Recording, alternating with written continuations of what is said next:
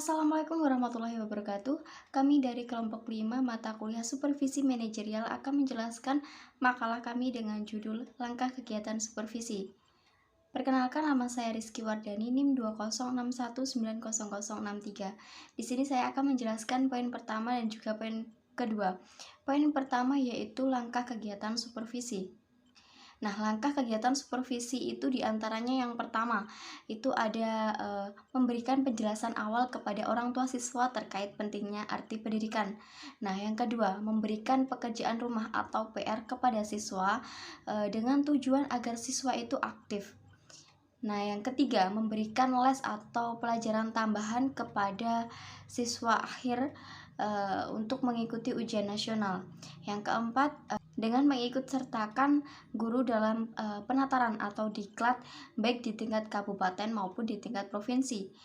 Yang kelima, dengan mengikut sertakan guru dalam sosialisasi atau workshop yang ada dan pembinaan secara berkala bagi calon guru yang berprestasi. Poin kedua yaitu komitmen kepala sekolah dalam meningkatkan kualitas sekolah. Nah, dalam komitmen kepala sekolah ini yang pertama ada membenahi dan juga memajukan sekolahnya. Yang kedua ada membenahi kualitas sumber daya manusia di sekolah. Yang ketiga ada melakukan program literasi. Yang keempat menata dan juga mengelola perpustakaan sekolah.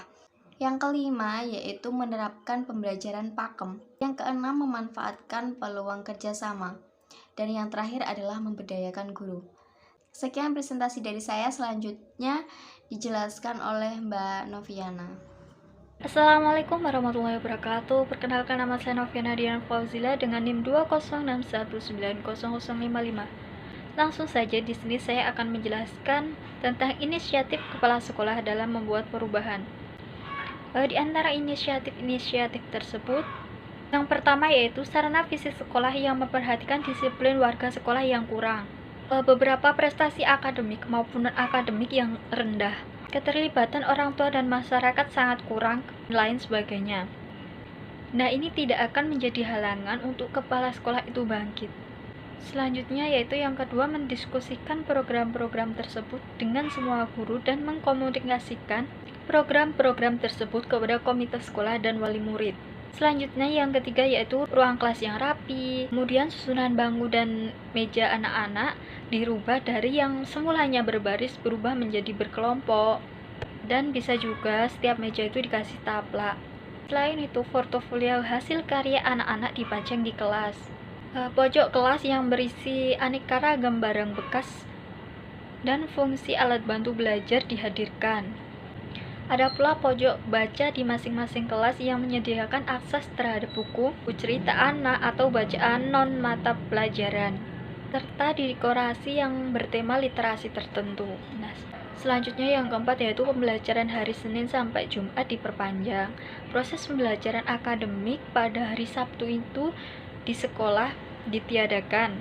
Hari Sabtu diisi dengan kegiatan-kegiatan seperti senam bersama, pramuka, futsal, catur, dan seni, dan lain-lain sebagainya yang bersifat pengembangan bakat dan minat siswa atau ekstrakurikuler. Program Sabtu Ceria ini dimaksudkan untuk lebih menambahkan suasana di sekolah, menggali potensi minat, bakat, dan keterampilan anak-anak di luar bidang akademik, dan sekaligus mengantisipasi adanya perlombaan-perlombaan ekstrakurikuler antar sekolah. Selanjutnya yang kelima yaitu menata disiplin dan kualitas pembelajaran sedikit demi sedikit. Kepala sekolah mulai menata kedisiplinan dan kualitas proses kegiatan belajar mengajar. Selanjutnya yang keenam yaitu setiap harinya kepala sekolah hadir di sekolah lebih pagi, sekitar jam 6 pagi, untuk memberikan keteladanan kepada guru dan warga sekolah yang lainnya. Selanjutnya yang ketujuh yaitu rajin berkunjung ke tiap-tiap kelas, bahkan mengajar menggantikan guru-guru yang berhalangan hadir atau terlambat hadir. Selanjutnya yang kedelapan yaitu memikirkan bagaimana melakukan pembelajaran di luar kelas agar anak-anak dapat mengalami langsung konsep-konsep atau ilmu yang dipelajari. Selanjutnya yang 9 yaitu reorganisasi kepengurusan untuk membantu kelancaran proses implementasi program-program sekolah tersebut. Kepala sekolah juga menata kembali kepengurusan atau manajemen sekolah, menugaskan semua guru untuk menjadi koordinasi masing-masing dari kegiatan ekstrakurikuler serta mendorong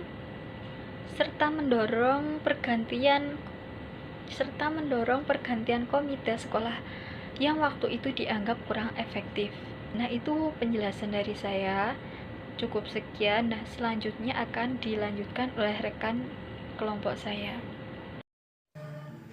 Perkenalkan, nama saya Maidatul Laila. Di sini saya akan menjelaskan tentang organisasi hubungan sekolah dengan masyarakat atau yang lebih dikenal dengan komite sekolah.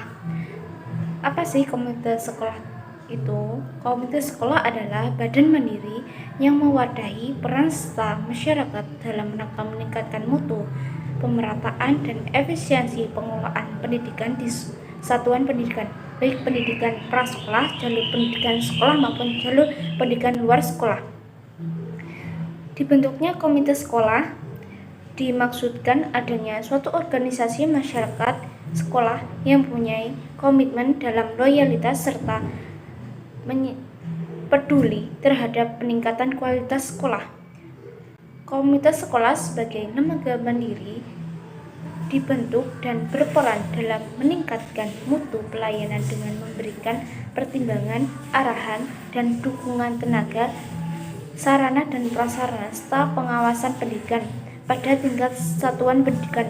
Komite sekolah berperan dalam menganalisis, mengantisipasi berbagai permasalahan, mengoordinasi, dan mengintegrasikan semua yang timbul dari acuan rencana kerja dan anggaran sekolah yang diajukan pihak sekolah sehingga tujuan sekolah dapat tercapai. Komite sekolah juga menggalang dana dan sumber daya masyarakat serta melakukan kerjasama dengan masyarakat dan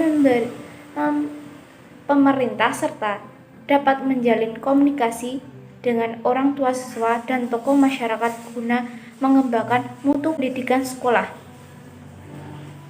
Dalam pengertian lain, Dijan Satori menyebutkan bahwa komite sekolah merupakan satuan badan yang berfungsi sebagai forum resmi untuk mengakomodasikan dan membahas hal-hal yang menyangkut kepentingan kelembagaan sekolah.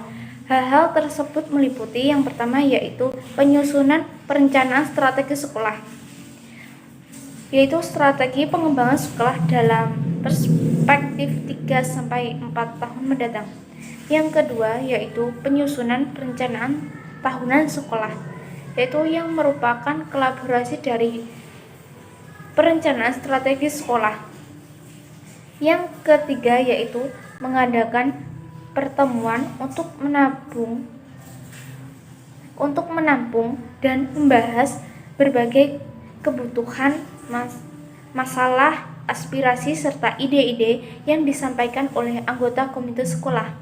Yang keempat yaitu memikirkan upaya-upaya untuk manajemen sekolah, terutama yang menyangkut kelengkapan fasilitas sekolah, fasilitas pendidikan, pengadaan biaya pendidikan bagi pengembangan keunggulan kompetitif dan kooperatif sekolah sesuai dengan aspirasi stakeholder sekolah. Perhatian yang dimaksud di sini yaitu memenuhi standar pelayanan minimum. Yang kelima yaitu mendorong sekolah untuk melakukan internal monitoring dan melaporkan hasil untuk dibahas dalam forum komite sekolah. Yang keenam yaitu membahas hasil-hasil tes standar yang dilakukan oleh lembaga atau institusi eksternal dalam menjaga jaminan mutu serta melihat kondisi pembelajaran sekolah sesuai dengan tuntutan standar minimum kompetensi siswa seperti yang diatur dalam PP nomor 25 tahun 2000. Yang ketujuh yaitu membahas laporan tahunan sekolah sehingga memperoleh penerimaan komite sekolah. Laporan tahunan sekolah tersebut selanjutnya disampaikan kepada Kantor Dinas Pendidikan Nasional Kota ataupun Kabupaten. Review sekolah merupakan kegiatan penting untuk mengetahui keunggulan suatu sekolah disertai dengan kondisi-kondisi pendukungnya, atau sebaliknya untuk mengetahui kelemahan sekolah disertai analisis faktor penyebabnya. Yang kedelapan yaitu memantau kinerja sekolah yang meliputi manajemen sekolah, kepemimpinan kepala sekolah, mutu belajar mengajar, termasuk kinerja para guru, hasil belajar para siswa, disiplin, dan tata tertib sekolah, baik dalam aspek intra maupun ekstrakurikuler. Sekian presentasi dari kelompok kami, ada kurang lebihnya mohon maaf. Wassalamualaikum warahmatullahi wabarakatuh.